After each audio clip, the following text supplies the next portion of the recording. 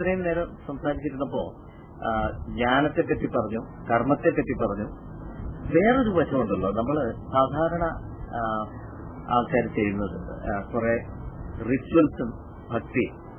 ഈ റിച്വൽസും ഭക്തിയും പലപ്പോഴും ഈ പഠിച്ചിട്ടുണ്ടെന്ന് അഭിമാനിക്കുന്നവർക്ക്, പഠിച്ചു കെട്ടുപോയവർക്ക്, പണ്ട് സഞ്ജയൻ പറഞ്ഞ പോലെ പഠിച്ചു കെട്ടുപോകുന്നതുകൊണ്ട് എന്താണ് ഇത്ര പ്രയോജനം എന്ന് ചോദിച്ച പോലെ, ആ പഠിച്ചു കെട്ടുപോയവർക്ക് ഇതിനെപ്പറ്റി ഒരു കൺഫ്യൂഷനാണ്. എന്തിനാണ് റിച്വൽ ചെയ്യുന്നത്, എന്തിനാണ് ഭക്തിയുടെ ഒരു മാർഗത്തിലൂടെ പോകുന്നത് എന്നുള്ളത്. അതിനെപ്പറ്റി സ്വാമിജിയുടെ അഭിപ്രായം എന്താണ്? നമ്മുടെ മനസ്സിന്റെ വികാരങ്ങളെ തിരിച്ചറിഞ്ഞ മഹർഷിമാര് മനസ്സിലാക്കിയൊരു വലിയ സത്യം എന്താണെന്ന് വെച്ചാല്, നമുക്കൊക്കെ ഇമോഷനുണ്ട്, വികാരങ്ങളുണ്ട്. സ്നേഹം, ദയ, കാരുണ്യം, നല്ല വികാരങ്ങൾ, ചീത്ത വികാരങ്ങൾ, ക്രോധം, വിദ്വേഷം, അങ്ങനെയൊക്കെയുള്ള വികാരങ്ങൾ. അപ്പോ ഈ വികാരങ്ങളെ നമുക്ക് സാത്വികമാക്കാൻ പറ്റിയല്ല, ഡിവൈനൈസ് ചെയ്യാൻ പറ്റിയല്ല, ഡിവിനിറ്റിയിലേക്ക് കൊണ്ടുവരാൻ പറ്റിയല്ല. നിങ്ങളുടെ എനർജി ലെവൽ കൂടുമെന്ന് ഋഷിമാര് കണ്ടെത്തിയതാണ് ഭക്തി. അതായത് എനിക്കിപ്പോ ഒരാളോട്, കുട്ടിയോട് സ്നേഹം തോന്നുന്നു. അപ്പൊ എന്റെ ഇമോഷൻ മുഴുവൻ ഞാൻ ആ കുട്ടിയിലേക്കാണ് ഫ്ലോ ചെയ്യുന്നത്. അപ്പൊ അത്ര ഞാനൊരു യൂണിറ്റി ഉണ്ടാക്കണം. അതിലൂടെ എനിക്ക് എനർജി കിട്ടുന്നുണ്ട് ആ കുട്ടി എന്റെ അടുത്തിരിക്കുമ്പോ, അല്ലേ? ഒരു കാമുകിയോട് തോന്നുന്ന വികാരം, അവിടെ ആ ഇമോഷൻ, ഒരു ലസ്റ്റ് ആവട്ടെ, എന്താവട്ടെ, ആ വികാരം അങ്ങോട്ടും ഇങ്ങോട്ടും പാസ് ചെയ്യുമ്പോൾ they are getting some energy from each other. അതേ ഇമോഷനെ നമ്മളിൽ തന്നെ ഉള്ള ഒരു ഡിവൈൻ എനർജിയിലേക്ക് തിരിച്ചുവിടാൻ പറ്റിയാൽ, അതിലേക്ക് നിങ്ങൾക്ക് ലയിപ്പിക്കാൻ പറ്റിയാൽ, നിങ്ങൾക്ക് കൂടുതൽ ഊർജം കണ്ടെത്താൻ സാധിക്കുമെന്നും നിങ്ങളുടെ മനസ്സും ശരീരവും പൊല്യൂട്ടഡ് ആവില്ലെന്നും കണ്ടെത്തിയ ഋഷിമാര്. ശങ്കരാചാര്യസ്വാമികളുടെ ഭാഷയിൽ പറഞ്ഞാൽ ആത്മ അനുസന്ധാനമാണ് ഭക്തി.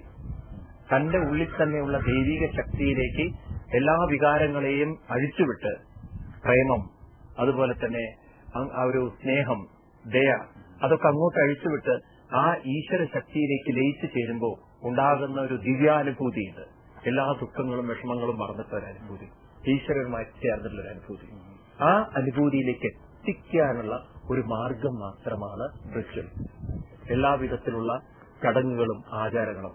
പക്ഷെ അൺഫോർച്ചുനേറ്റ്ലി എന്ത് പറ്റി, നമ്മുടെ ആളുകൾ ആചാരാനുഷ്ഠാനങ്ങളിൽ കുരുങ്ങിപ്പോയി. അവരാ ഭാവത്തെ വിട്ടു. ഇപ്പൊ നമ്മള് പാട്ട് പാടുന്ന സമയത്ത് നമുക്കറിയാം, വെറും ഒരു പാട്ട് ഭാവത്തോടുകൂടി പാടുന്നത്, അല്ലേ? ആ ഭാവത്തോടുകൂടി പാടുന്ന സമയത്ത് എല്ലാവരും അതിലേക്ക് ലയം വരണം. ഇതേപോലെ നമ്മൾ ആ ഭാവത്തോടുകൂടി ചെയ്യുന്ന പൂജ, മനസ്സ് ലയിച്ചുകൊണ്ടുള്ള പൂജ, നമ്മൾ തന്നെ പറയാറുണ്ട് മനസ്സങ്ങോട്ട് ലയിച്ചുപോയി എന്നുള്ളത്. ആ മനസ്സ് ലയിച്ചുകൊണ്ടുള്ള ഒരു പൂജ, അപ്പോഴേ ആ പൂജ കൊണ്ട് ഗുണമുള്ളൂ. മനസ്സ് ലയിച്ചുകൊണ്ടുള്ള ഒരു നാമസങ്കീർത്തനം. അതാണ് ഭഗവാൻ ഗീതയിൽ പറയും, പത്രം പുഷ്പം ഫലം തോയം യോമേ ഭക്തിയാ പ്രയച്ഛതി എന്നൊരു വാക്കുണ്ട്. ആളുകൾ പത്രവും കൊടുക്കുന്നുണ്ട്, പുഷ്പവും കൊടുക്കുന്നുണ്ട്, തോയവും കൊടുക്കുന്നുണ്ട്, പക്ഷെ ഭക്തിയാ പ്രയച്ഛതി, അത് പിടിച്ചോ പിടിച്ചോ പിടിച്ചോ പിടിച്ചോ എന്നുള്ള രീതിയിൽ അങ്ങനെ കൊടുത്തിട്ട് എന്താണ് കാര്യം? അത് വെറും ഒരു ചടങ്ങാണെന്നുള്ളത്. അത് ആ ചടങ്ങിനെ ആചാരം വിചാരമായാലേ അത് അനുഭൂതിയാവുള്ളൂ. വെറും ആചാരത്തിൽ ഒതുങ്ങി നിന്നാൽ അതുകൊണ്ട് അവസ്ഥയില്ല. അപ്പോ അതിനെ ഒരു ഭാവത്തിലേക്ക് ഉയർത്തണം. ഭാവമാണ് ഭക്തി, ഭാവനയാണ്. ആ ഭാവനയിലൂടെ കൊണ്ടുവരണം. ഇതൊക്കെ ഗീതയിലെ വാക്കുകളാണ്. ഭഗവാൻ തന്നെ ഗീതയിൽ പറയുന്നുണ്ട്, ബുദ്ധിരാക്ഷസനായിട്ട് കാര്യമില്ലെന്ന്. നാസ്തി ബുദ്ധിരയുക്തസ്യ ഭാവന നജാ ഭാവയത ശാന്തി യഥാന്തസ്യ കുതസ്തുവെന്ന്. ഭാവനയില്ലാത്തവനെവിടെയാണ്? ശാന്തിയിലാണ്. അപ്പൊ ശാന്തി ഇരിക്കുന്ന ഭാവനയിലാണ്, ആ ഭാവത്തിലാണ്.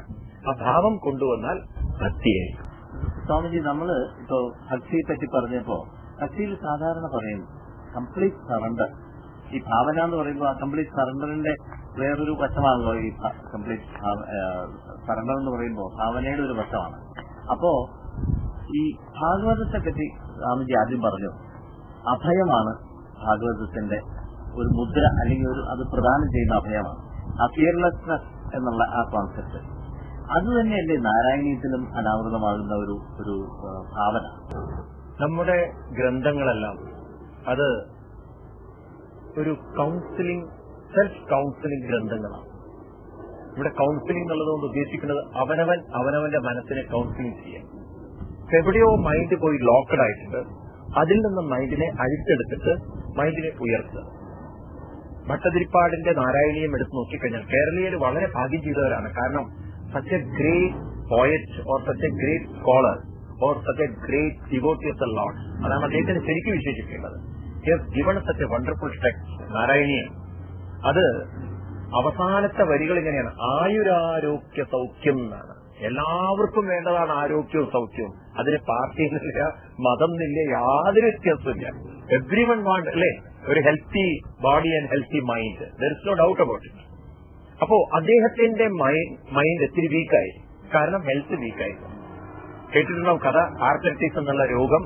അപ്പോ സ്വന്തം ശരീരത്തിന്റെ ആർത്തറ്റിസ് അസുഖം അദ്ദേഹത്തിനെ ശാരീരികമായിട്ടും മാനസികമായും വേദനിപ്പിച്ചപ്പോ ഒരുവിധം വൈദ്യശാസ്ത്രങ്ങൾക്ക് പറ്റാവുന്ന ട്രീറ്റ്മെന്റ് ഒക്കെ ചെയ്തിട്ടും അദ്ദേഹത്തിന് ഒരു യഥാർത്ഥ ശുശ്രൂഷ കിട്ടാതെ വന്നപ്പോ അവസാനത്തെ അദ്ദേഹത്തിന്റെ ഒരു രക്ഷപ്പെടാനുള്ള മാർഗം, the last resort was Guruvayur ടെമ്പിളായിരുന്നു.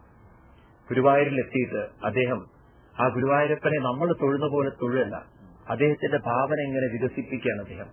ഈ ഗുരുവായൂരപ്പനോട് എനിക്ക് എങ്ങനെ കോൺവെർസേഷൻ സാധിക്കുന്നു? How can I talk to this Guruvayurappan? നമ്മൾ ഒരു വിഗ്രഹമായി കാണുന്ന കൃഷ്ണനെ ഒരു ലിവിംഗ് ഗുരുവായി കണ്ടുകൊണ്ട് കോൺവെർസേഷൻ നടത്തിയ ഒരു മഹാനാണ് ഭട്ടതിരിപ്പാട്. അപ്പൊ അദ്ദേഹത്തിന് മനസ്സിലായി Bhagavatam is the solution for that. കാരണം പരീക്ഷത്തിന് അഭയം കൊടുക്കാൻ സാധിച്ച ഭാഗവതത്തിന് എനിക്കെന്തുകൊണ്ട് രോഗശാന്തി തരുന്ന ഒരു ശക്തി തരാൻ സാധിക്കില്ല എന്നുള്ളത് ഹി റിയലൈസ് ദാറ്റ്. അങ്ങനെ അദ്ദേഹത്തിന്റെ മനസ്സിലത് ക്ലിക്ക് ചെയ്തു. അങ്ങനെ അദ്ദേഹം ഭാഗവതത്തിനെ നാരായണീയ ശ്ലോകരൂപത്തില് ഗുരുവായൂരപ്പന്റെ മുന്നിൽ അവതരിപ്പിക്കുമ്പോൾ ക്രമേണ വാദരോഗ ചിന്തയിലേക്ക് പോയ മനസ്സിനെ അദ്ദേഹത്തിന് ദൈവീകമായ ഈശ്വര ചിന്തയിലേക്ക് കൊണ്ടുവന്ന് പൂന്താനം പുത്രൻ മരിച്ച സമയത്ത് ഉണ്ണികൃഷ്ണൻ മനസ്സിൽ കളിക്കുമ്പോൾ ഉണ്ണികൾ മറ്റ് വേണമോ മക്കളായി എന്ന് പറഞ്ഞ് ആ ദുരന്തത്തിന്റെ ഒരു സ്പർശവുമേൽക്കാതെ ഉയർത്തെഴുന്നേറ്റ ഒരു ഫിനിക്സ് പക്ഷിയെ പോലെ ഉയർത്തെഴുന്നേറ്റ പോലെ ഭട്ടതിരിപ്പാടിന് 100ാമത്തെ ദിവസമായപ്പോ പറയാൻ സാധിച്ചു ആയുരാരോഗ്യ സൗഖ്യം. ഇതൊരു കംപ്ലീറ്റ് മെന്റൽ ട്രാൻസ്ഫോർമേഷൻ ആയിരുന്നു അദ്ദേഹത്തിന്.